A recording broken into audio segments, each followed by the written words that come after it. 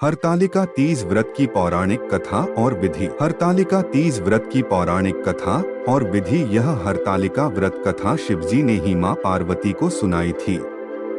शिव भगवान ने इस कथा में मां पार्वती को उनका पिछला जन्म याद दिलाया था। 6 सितंबर दिन शुक्रवार को डोट हरतालिका तीज का व्रत है। यह पर्व हर वर्ष भाद्रपद माह के शुक्ल पक्ष तृतीया तिथि को मनाते हैं। इस व्रत के करने से भगवान शिव और माता पार्वती का आशीर्वाद प्राप्त होता है और जीवन के सभी कष्ट दूर होते हैं।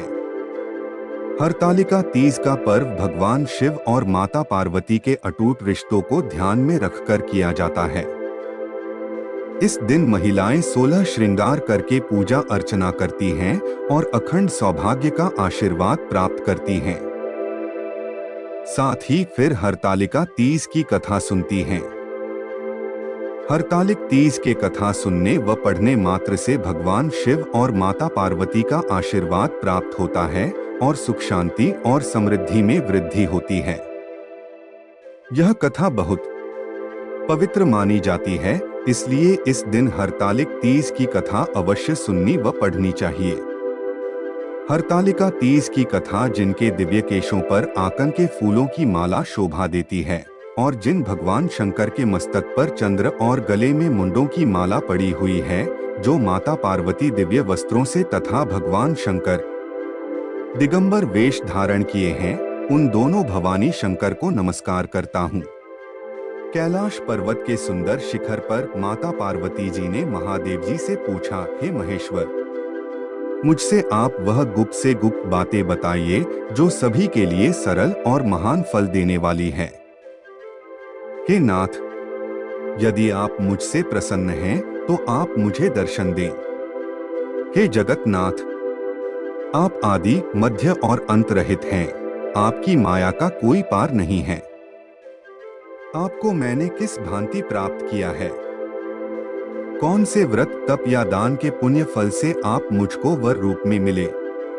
महादेव जी बोले, हे देवी, मैं आपके सामने उस व्रत के बारे में कहता हूँ जो परम गुप्त है, जैसे तारागणों में चंद्रमा और ग्रहों में सूर्य, वर्णों में ब्राह्मण, देवताओं में गंगा, पुराणों में महाभारत, वेदों में साम और इंद्रियों में मन श्रेष्ठ है।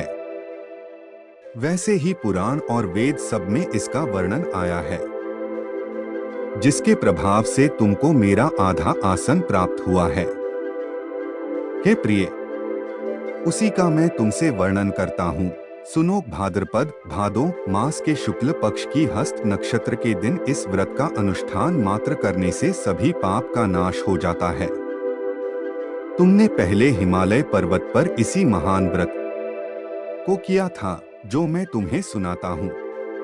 पार्वती जी बोली, हे प्रभु, इस व्रत को मैंने किस लिए किया था, यह मुझे सुनने की इच्छा है, सो कृपा करके कहें।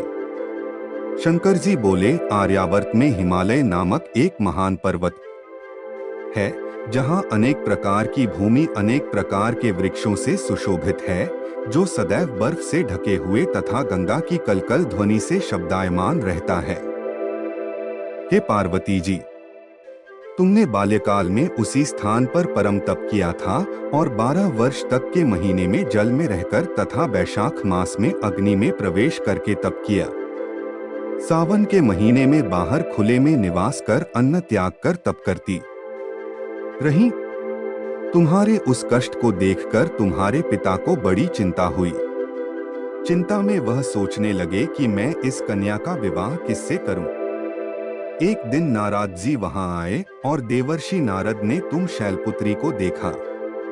तुम्हारे पिता हिमालय ने देवर्षि को अर्घ्य पाद्य आसन देकर सम्मान सहित बिठाया और कहा, हे मुनीश्वर, आपने यहाँ तक आने का कष्ट कैसे किया, कहें क्या आज्ञा है? नारद जी बोले, हे गिरिराज, मैं विष्णु भगवान का भेजा हुआ यहाँ आया हूँ। तुम मेरी बात सुनो। आप अपनी कन्या को उत्तम वर को दान करें। ब्रह्मा, इंद्र, शिव आदि देवताओं में विष्णु भगवान के समान कोई भी उत्तम नहीं है। इसलिए मेरे मत से आप अपनी कन्या का दान भगवान विष्णु को ही दें। हिमालय बोले, यदि भगवान वासुदेव स्वयं ही कन्या को ग्रहण करना चाहते हैं और इस कार्य के लिए ही आपका आगमन हुआ है, तो वह मेरे लिए गौरव की बात है। मैं अवश्य उन्हें ही दूंगा। हिमालय का यह आश्वासन सुनते ही देवर्षि नारद जी आकाश में अंतर्धान हो गए और भगवान विष्णु के पास पहुंचे। नारद जी ने हाथ जोड़कर भगवान विष्णु से कहा, प्रभु, आपका विवाह कार्य निश्चित हो गया है। इधर हिमालय ने पार्वती जी से प्रसन्नता पूर्वक कहा, हे पुत्री, मैंने तुमको गरुड़ध्वज भगवान विष्णु को अर्पण कर दिया है। पिता के इन वाक्यों को सुनते ही पार्वती जी अपनी सहेली के घर गईं और पृथ्वी पर गिरकर अत्यंत दुखित होकर विलाप करने लगी। उनको विलाप करते हुए देखकर सखी बोली, हे देवी, तुम किस कारण से दुखी हो, मुझे बताओ। मैं अवश्य ही तुम्हारी इच्छा पूरी करूंगी। पार्वती बोली, हे सखी, सुन, मेरी जो मन की अभिलाषा है सुनाती हूँ।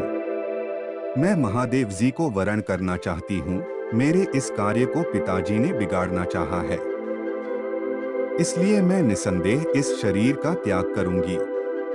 पार्वती के इन वचनों को सुनकर सखी ने कहा, हे देवी, जिस वन को तुम्हारे पिताजी ने न देखा हो तुम वहां चली जाओ।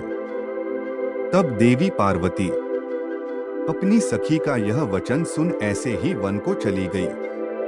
पिता हिमालय ने तुमको घर पर न पाकर सोचा कि मेरी पुत्री को कोई देव, दानव अथवा किन्नर हरण करके ले गया है।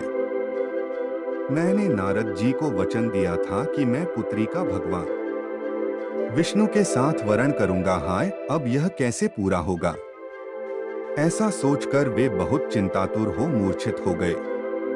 तब सब लोग हाहाकार करते हुए दौड़े और मूर्छा दूर होने पर गिरिराज से बोले कि हमें आप अपनी मूर्छा का कारण बताओ।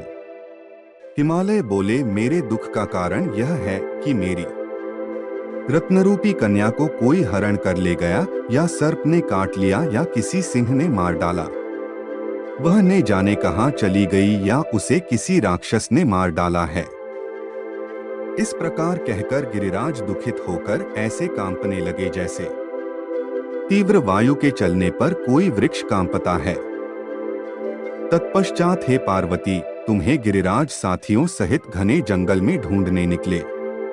तुम भी सखी के साथ भयानक जंगल में घूमती हुई वन में एक नदी के तट पर एक गुफा में पहुंची।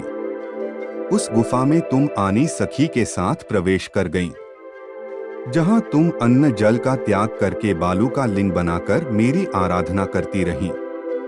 उस समय पर भाद्रपद मास की हस्त नक्षत्र युक्त तृतीया के दिन तुमने मेरा विधि विधान से पूजन किया तथा रात्रि को गीत गायन करते हुए जागरण किया। तुम्हारे उस महाव्रत के प्रभाव से मेरा आसन डोलने लगा। मैं उसी स्थान पर आ गया जहां तुम और तुम्हारी सखी दोनों थीं। मैंने आकर तुमसे कहा, हे वरान्ने, मैं तुमसे प्रसन्न हूँ, फिर तुम मुझसे वरदान मांगो। तब तुमने कहा कि हे देव, यदि आप मुझसे प्रसन्न हैं तो आप महादेव जी ही मेरे पति हों। मैं तथास्तु ऐसा कहकर कैलाश पर्वत को चला गया और तुमने प्रभात होते ही मेरी उस बालू की प्रतिमा को नदी में विसर्जित कर दिया। हे शुभे, तुमने वहां अपनी सखी सहित व्रत का पारायण किया। इतने में तुम्हारे पिता हिंदवान भी तुम्हें ढूंढते ढूंढते उसी घने वन में आ पहुंचे। उस समय उन्होंने नदी के तट पर दो कन्याओं को देखा तो ये तुम्हारे पास आ गए और तुम्हें हृदय से लगाकर रोने लगे। बोले, बेटी, तुम इस सिंह व्याघ्रादि युक्त घने जंगल में क्यों चली आई? तुमने कहा, हे पिता, मैंने पहले ही अपना शरीर शंकर जी को समर्पित कर दिया था, लेकिन आपने नारद जी को कुछ और बोल दिया, इसलिए मैं महल से चली आई। ऐसा सुनकर हिंदवान ने तुमसे कहा कि मैं तुम्हारी इच्छा के विरुद्ध यह कार्य नहीं करूंगा। तब वे तुम्हें लेकर घर को आए और तुम्हारा विवाह मेरे साथ कर दिया। हे प्रिय, उसी व्रत के प्रभाव से तुमको मेरा अर्धासन प्राप्त हुआ है। इस व्रतराज को मैंने अभी तक किसी के सम्मुख वर्णन नहीं किया है। हे देवी, अब मैं तुम्हें यह बताता हूँ कि इस व्रत का यह नाम क्यों पड़ा। तुमको सखी हरण करके ले गई थी, इसलिए हरतालिका नाम पड़ा। पार्वती जी बोली, हे स्वामी, आपने इस व्रतराज का नाम तो बता दिया, लेकिन मुझे इसकी विधि और फल भी बताइए कि इसके करने से किस फल की प्राप्ति होती है। तब भगवान शंकर जी बोले, सौभाग्य की इच्छा रखने वाली महिलाओं को यह व्रत पूरे विधि विधान के साथ करना चाहिए। व्रत में केले के खंभों से मंडप बनाकर उसे वंदनवारों से सुशोभित करें। उसमें विविध रंगों के उत्तम रेशमी वस्त्र की चांदनी ऊपर तान दें। चंदन आदि सुगंधित द्रव्यों का लेपन करके महिलाएं एकत्रित हों। शंख, भेरी, मृदंग आदि बजावें। विधि पूर्वक मंगलाचार करके श्री गौरी शंकर की बालू निर्मित प्रतिमा स्थापित करें। फिर भगवान शिव पार्वती जी का गंध, धूप, पुष्प आदि से विधि पूर्वक पूजन करें। अनेकों नैवेद्यों का भोग लगावें और रात्रि को जागरण करें। नारियल, सुपारी, जंबारी, नींबू, लौंग, अनार, नारंगी आदि ऋतुफलों तथा फूलों को एकत्रित करके धूप, दीप आदि से पूजन करके कहें, हे कल्याण स्वरूप शिव, हे मंगल रूप शिव, हे मंगल रूप महेश्वरी, हे शिवे, सब कामनाओं को देने वाली देवी कल्याण रूप तुम्हें नमस्कार है। कल्याण स्वरूप माता पार्वती, हम तुम्हें नमस्कार करते हैं। भगवान शंकर जी को सदैव नमस्कार करते हैं। हे ब्रह्मा रूपिणी जगत का पालन करने वाली माँ, आपको नमस्कार है। हे सिंहवाहिनी, मैं सांसारिक भय से व्याकुल हूँ, तुम मेरी रक्षा करो। हे महेश्वरी, मैंने इसी अभिलाषा से आपका पूजन किया है। हे पार्वती माता, आप मेरे ऊपर प्रसन्न होकर मुझे सुख और सौभाग्य प्रदान कीजिए। इस प्रकार के शब्दों द्वारा उमा सहित शंकर जी का पूजन करें। विधि पूर्वक कथा सुनकर गौ, वस्त्र, आभूषण आदि ब्राह्मणों को दान करें। इस प्रकार से व्रत करने वाले के सब पाप नष्ट हो जाते हैं।